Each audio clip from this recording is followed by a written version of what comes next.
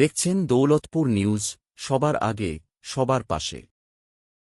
দৌলতপুর প্রাথমিক বিদ্যালয়ের তৃতীয় শ্রেণীর ছাত্রী সুপর্ণা মাহাতো, বয়স 9 বছর, পিতা সুভাষ মাহাতো সাব ডিভিশন স্তরের জিমন্যাস্টিক প্রতিযোগিতায় অসাধারণ কৃতিত্ব অর্জন করে প্রথম স্থান অধিকার করেছে।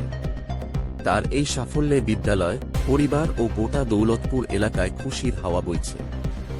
খুব অল্প বয়সেই সুপর্ণার এই সাফল্য ভবিষ্যতে আরও বড় অর্জনের ইঙ্গিত দিচ্ছে বলে মনে করছেন শিক্ষক ও ক্রীড়া বিশেষজ্ঞরা। বিদ্যালয়ের পক্ষ থেকে সুপর্ণাকে অভিনন্দন জানানো হয়েছে এবং তার উজ্জ্বল ভবিষ্যৎ কামনা করা হয়েছে।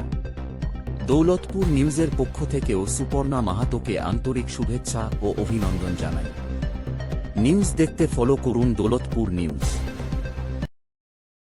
হ্যাঁ, তোমার নাম কি আর বলো? আমার নাম সুপর্ণা মাহাতো। বয়স? বয়স 9। হ্যাঁ, খেলায় ফার্স্ট হয়েছো? জিমন্যাস্টিকে।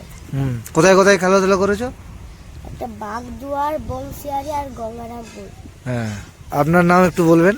সুভাষ মাহাতো। আপনার কেমন লাগছে যে আপনার মেয়ে যে এত সুন্দর জিমন্যাস্টিকে ফার্স্ট হয়েছে? হ্যাঁ, আমার তো গর্ব লাগছে। হ্যাঁ, তো মাত্র বাড়ি দৌলতপুর। ঠিক আছে।